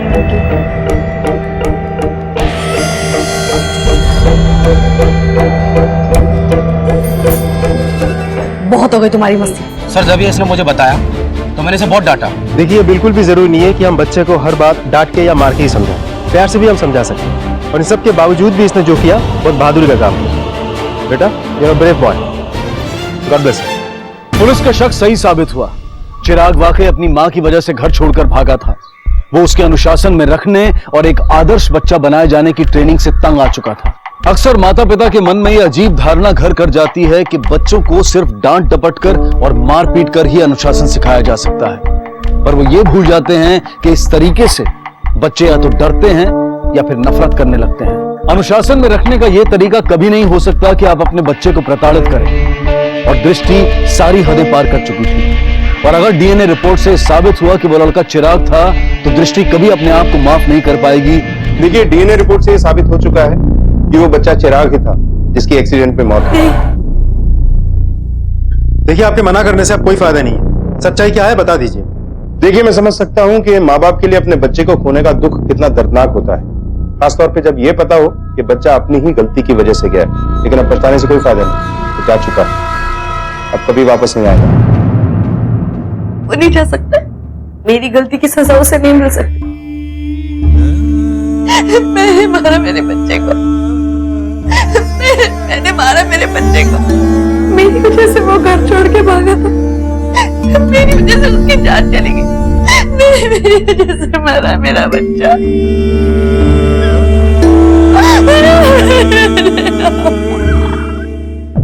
सर, क्या दृष्टिकोण को वाकई नहीं पता था कि वो लोग कौन थे जो चिराग के पीछा कर रहे थे, जिसके चक्कर में चिराग की जान चली गई? अभी तक तो मुझे ऐसे ही लगता है कि दृष्टि इन लोगों को नहीं जानती, पर फिर भी कुछ कहा नहीं जा सकता। नजर रखो इसमें, कॉल रिकॉर्ड से करवाओ। हो सकता है अब दृष्टि ही हमें उन तक लेकर जाए।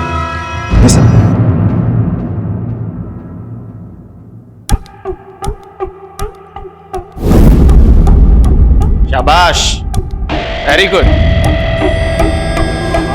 ऐसे ऐसे ऐसे कंघी चलाते हैं, समझ में आया? कितनी बार सिखाया है ना, खून से खाना खाने का। खून लो और अब मिक्स करो। ऐसे खाना खाते हैं। और ये क्या, पूरे मुंह में खाना लगा लिया, पूरे हाथ में फैला लिया। आपको बताया है ना कि डिसिप्लिन में कैसे खाना खाते हैं, है ना? क्यों, कैसे और किसने ये जुर्म किए थे, पुलिस को उस तक पहुंचना था, लेकिन उन्हें इस बात का बिल्कुल अंदाजा नहीं था कि ये दोनों केसेस एक दूसरे से जुड़े हुए थे। तो पोस्टमार्टम रिपोर्ट के मुताबिक पीयू की मौत 12 से 1 बजे के बीच हुई है। मतलब 12 बजे जब वो अनजान इंसान पीयू को ले गया था, जिसकी तरफ पीयू खुद गई थी। पीयू के शरीर के घाव देखकर ऐसा लगता है कि जिसने भी ये किया है वो पीयू से बेहद नफरत करता था। जब तक फॉरेंसिक रिपोर्ट नहीं आ जाती तब तक ये पता लगाना मुश्किल है कि ये घाव कितने पुराने हैं। सर, पीयू के नाखून से मिले स्किन की फॉरेंसिक रिपोर्ट आने तक हमें वेट करना पड़ेगा। मुझे पता है कि उन्होंने ही अपनी बेटी के साथ कुछ गलत किया है। अमोल, मिसेस अग्निहोत्री के अलावा अब तक हमारे पास कोई सस्पेक्ट नहीं, और मिसेस अग्निहोत्री के खिलाफ भी कोई सबूत नहीं है हमारे पास। कोई तो ऐसी कड़ी है जो अब तक हम जोड़ नहीं पाए, मगर वो कौन सी कड़ी? यूजुअली ऐसे केसेस में माँ बाप भी इन्वॉल्व होते हैं, कहीं इस केस में भी ऐसा ही कुछ तो नहीं है? मुझे समझ में नहीं आ रहा आप कहना क्या चाहते हैं। क्या किसी से दोस्ती करना क्राइम है? अगर अपने दोस्त के साथ मिलकर अपने बच्चे को रास्ते से हटा दिया जाए क्योंकि वो बच्चा आपके रास्ते का रोड़ा बन चुका था, तो ये डेफिनेटली एक क्राइम है। तो इस केस में सिर्फ आप ही नहीं, आपकी बिल्डिंग में रहने वाली मधु भी सस्पेक्ट है। आप यकीन से कह सकते हैं कि वो सिर्फ आपकी एक दोस्त है। कम से कम मेरी तरफ से एक दोस्ती का रिश्ता था। सिर्फ आपकी तरफ से? और उसकी तरफ से? ये गॉड लाइट आ गई। क्षितिज, अगर आप नहीं होते ना आज तो मुझे पूरी रात अंधेरे में रहना पड़ता। It's okay. चलो मधु, मैं चलता हूँ। ओके क्षितिज, वेट।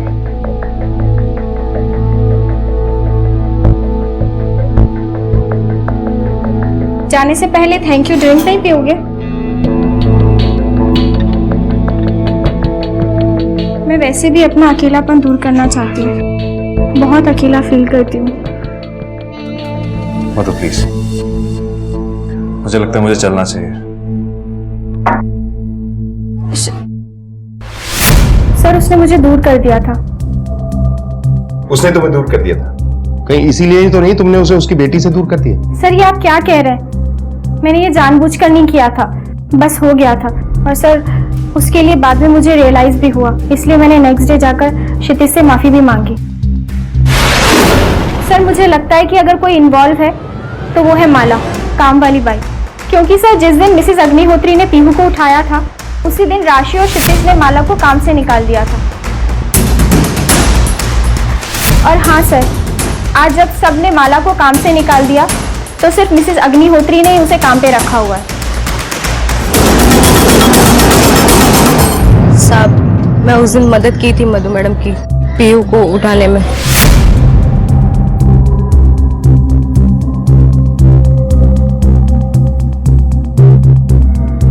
और साहब, मैं उस दिन ऐसा की थी क्योंकि मेरे को भी लगता था कि साहब मेम साहब बच्ची लोगों को बहुत मारते पीटते हैं, और मैं उस दिन पीहू के चोट के निशान भी देख ली थी।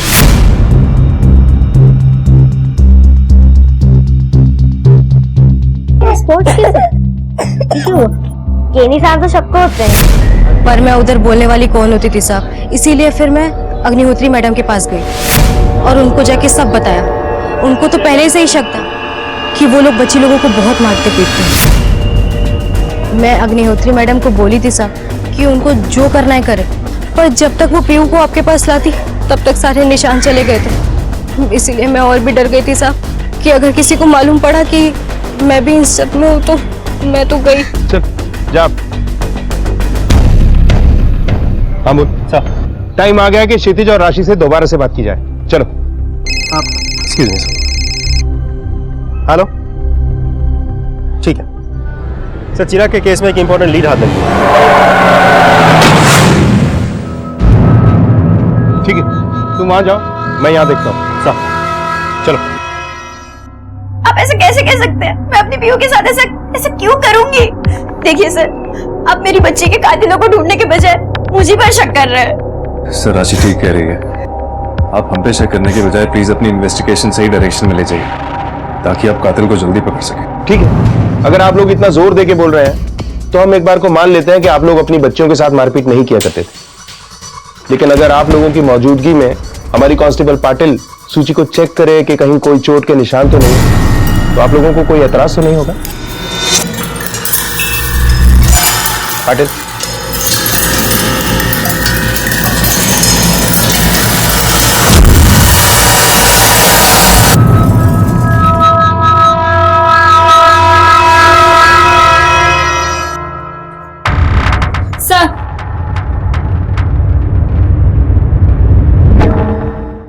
शुक्र मनाओ कि तुम लोग लॉकअप पे नहीं हो, क्योंकि सूची ने अब तक तुम्हारे बारे में हमें कुछ बताया नहीं।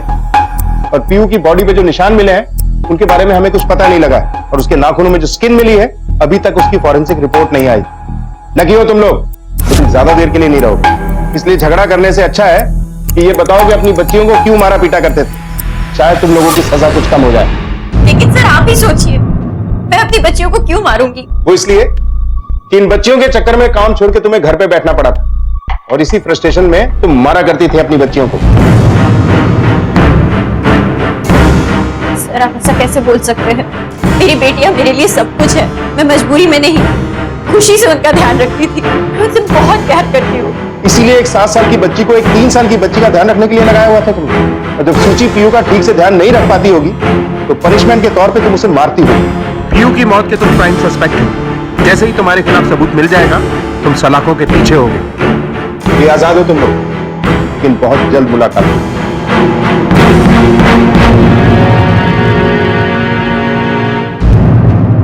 ठीक से बैठो, कमर सीधी, शाबाश। तुम भी बांधो ठीक से। पता है ना तुम सबको चिराग का क्या हाल हुआ था? वही हाल तुम सबका होगा, समझे? सर, पानी लेक दुकानदार को इस बात का गिल्ट हो कि उसके सामने एक बच्चा मारा गया लेकिन उसने कुछ नहीं किया।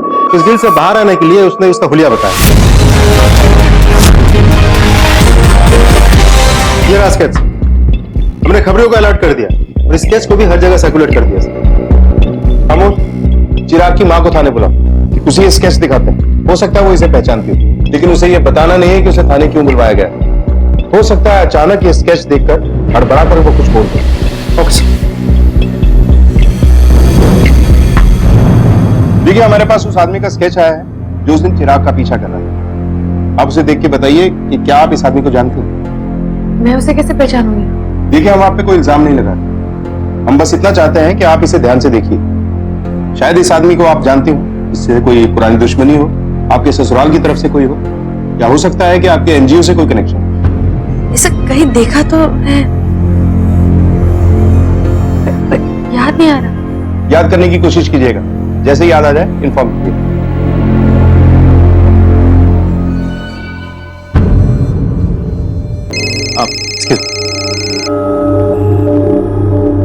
हेलो। हाँ सर, मुझे याद आ गया कि मैंने उस आदमी को कहाँ देखा था। इसका स्केच आपने मुझे दिखाया था। कहाँ देखा था? सर, मैंने उसे पहले ना हमारी बिल्डिंग में देखा था।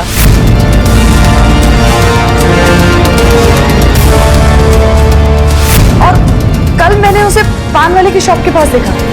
ओके। इस आदमी को देखा है? हाँ साहब, देखा है ना, ये तो हमारे दुकान पे आते हैं पान बीड़ी सिगरेट खरीदने के लिए।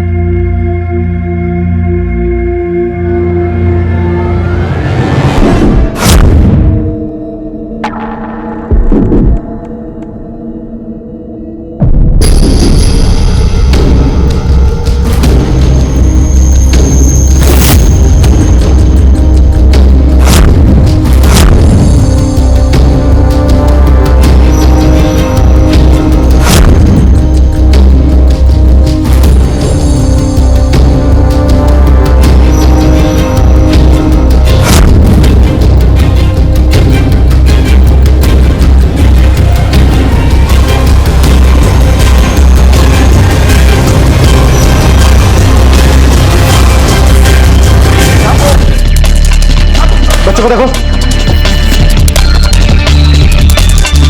सब बच्चा जिंदा है। हॉस्पिटल ले चलो, उठाओ बच्चे को।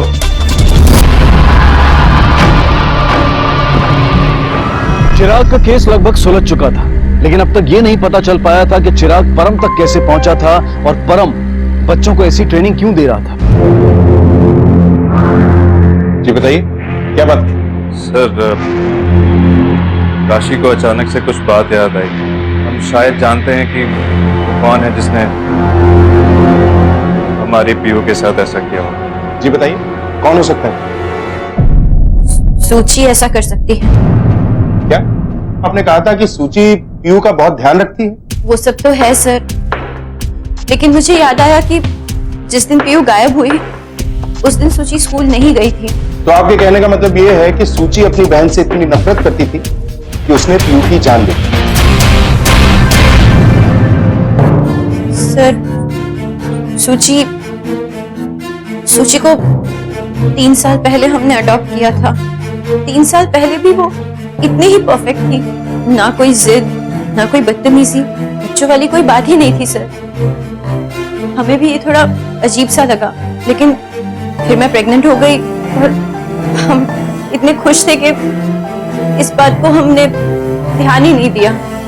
हमें एक बार लगा भी कि दूसरा बच्चा आने पे शायद सूची थोड़ा जेलस, लेकिन ऐसा कुछ नहीं हुआ सर। बल्कि वो तो पीयू का बहुत ज्यादा ध्यान रखती थी, लेकिन अब लगता है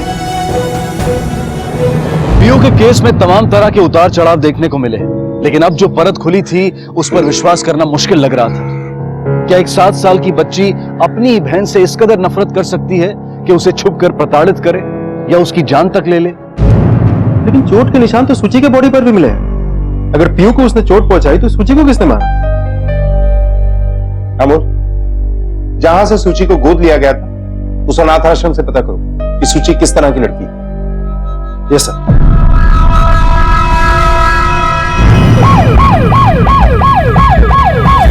सूची एकदम आदर्श लड़की थी साहब।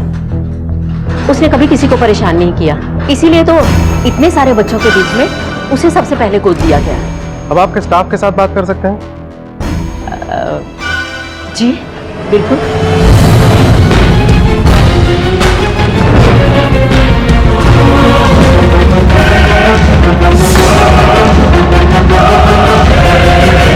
सच्ची तो बहुत अच्छी बच्ची थी, उसने कभी किसी से झगड़ा तक नहीं किया। मारपीट तो दूर की बात है, वो 4 साल तक हमारे पास थी पर कभी उसकी कोई कंप्लेन तक नहीं है।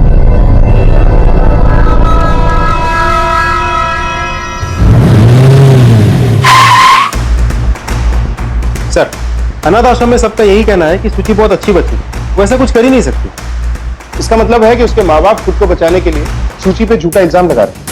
हो सकता है सर। अनाथ आश्रम में मैं एक टीचर से मिला, शशि महाजन, तो मुझे कुछ सही नहीं लगी।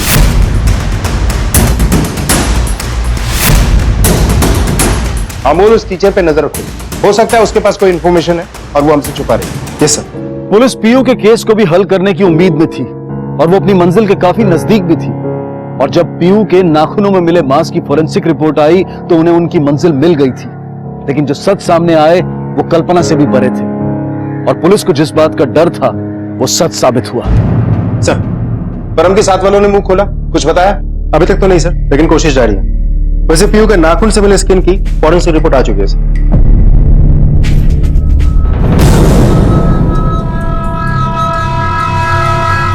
बेटा सूची, आपने अपनी बहन पीयू को मारा ना? बोलो बेटा, आपने मारा ना पीयू को? मेरी तबीयत ठीक नहीं थी, इसलिए उस दिन मैं स्कूल भी नहीं गई थी। मैं घर पे सोई थी। जब उठ के बाहर आई तो देखा काम वाली आंटी भी सोई थी। मुझे लगा पीयू को स्कूल में लेने गई होंगी, पर वो भूल गई थी और मम्मी भी घर पे नहीं थी, तो मैं पीयू को स्कूल से लेने चली गई। पीयू, पीयू, कम कम कम कम कम कम कम, पीयू इधर इधर इधर इधर इधर इधर इधर इधर आओ, इधर आओ। चलो चलो, तुमने क्या किया? मामा मामा मामा।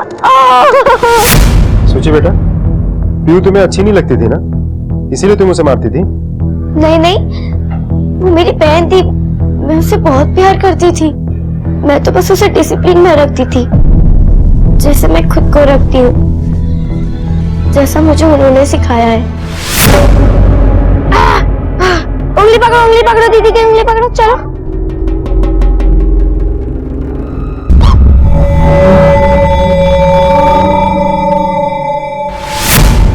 मैं तो उसे अच्छा बच्चा बनना सिखा रही थी, क्योंकि मम्मी पापा को तो अच्छे बच्चे चाहिए ना, जो डिसिप्लिन में रहे। वही डिसिप्लिन में पीयू को सिखा रही थी, जो मुझे उन्होंने सिखाया है। अच्छा बेटा, आपको ये चोटें कैसे लगी? मैंने खुद को पनिश किया। जो आपको डिसिप्लिन सिखाते थे? बेटा, उनका नाम क्या है? परम अंकल और शशि आंटी। तो मैं मानती हूँ कि हमसे गलती हुई है, पर हम जो कुछ भी करते थे बच्चों को बचाने के लिए करते थे। जो मुसीबत में होते थे या फिर घर से भाग जाते थे, सर हम उन्हें डिसिप्लिन सिखाकर एक आदर्श बच्चे बनाना चाहते थे, ताकि उन्हें कोई अडॉप्ट कर सके। सूची तुम्हें कब और कैसे मिली थी? वो परम को मिली थी, हमने उसे ट्रेनिंग दी और वो बहुत जल्दी सीख गई थी सर, इसीलिए वो जल्दी अडॉप्ट भी हो गई। आपको सिखाया है ना, इधर देखो, डिसिप्लिन में रहने का, अच्छी बच्ची बनना है ना। मम्मी चाहिए कि नहीं चाहिए? मारने के बजाय कभी तुमने बच्चों को प्यार से समझाने की कोशिश की? मतलब लड़कियों के लिए नोचना और पिंच करना पनिशमेंट था और लड़कों के लिए बेल्ट से मारना। पाटिल मैडम, जरा इन्हें बताओ कि मार का दर्द होता क्या है। चिराग तुम्हें कहां मिला था? जहां पर चिराग का घर था वहां परम आया जाया करता था सर।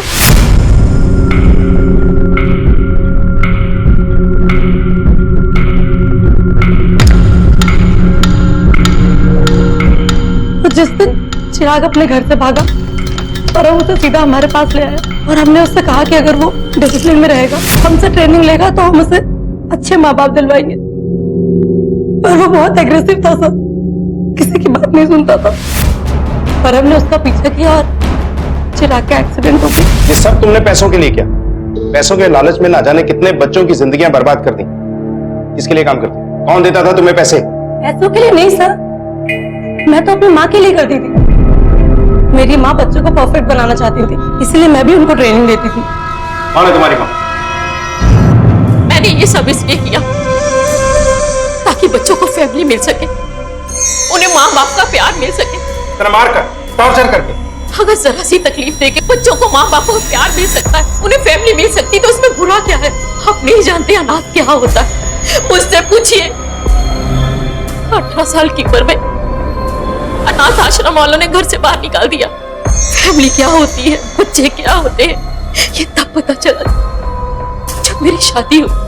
अनाथ होना बहुत दुखदाई होता है साथ, बहुत दुखदाई। मैं परफेक्ट नहीं थी, इसलिए मुझे किसी ने गोद नहीं लिया।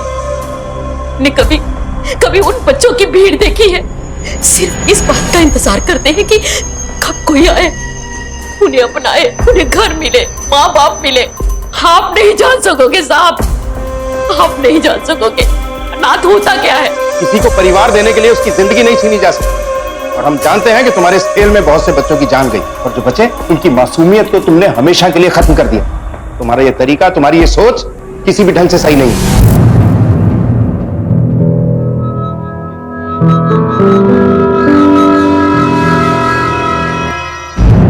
वृंदा के जुर्म की किसी भी हाल में पैरवी नहीं की जा सकती। आदर्श होना आखिर है क्या? जब हम परफेक्ट होने आदर्श इंसान की बात करते हैं तो दरअसल हम अपनी सोच किसी पर थोप रहे होते हैं। एक बीमार दिमाग ने उन्हें आदर्श बनाने की जिद में उनकी मासूमियत को कुचल दिया, जो खुद इस नकारे जाने की शिकार थी। दृष्टि भी इसी कड़ी का हिस्सा थी, जो अपने बेटे को खो बैठी उसे एक आदर्श बच्चा बनाने की जिद में। वृंदा महाजन, शशि महाजन और परम को आईपीसी की अलग अलग धाराओं के तहत गिरफ्तार किया गया, और सुची चूंकि नाबालिग थी, छोटी बच्ची थी, इसलिए उसे बाल सुधार गृह में भेज दिया गया। अब मैं अनूप सोनी आपसे विदा लेता हूं, फिर मुलाकात होगी अगले एपिसोड में एक और चौंका देने वाले केस के साथ। तब तक अपना और अपने परिवार का ख्याल रखें और देखते रहें क्राइम पेट्रोल डायल 100। सबक एक को, सीख हम सबको। जय। इस तरह के और भी एपिसोड देखने के लिए हमारे चैनल को सब्सक्राइब करें और बेल आइकन दबाना ना भूलें।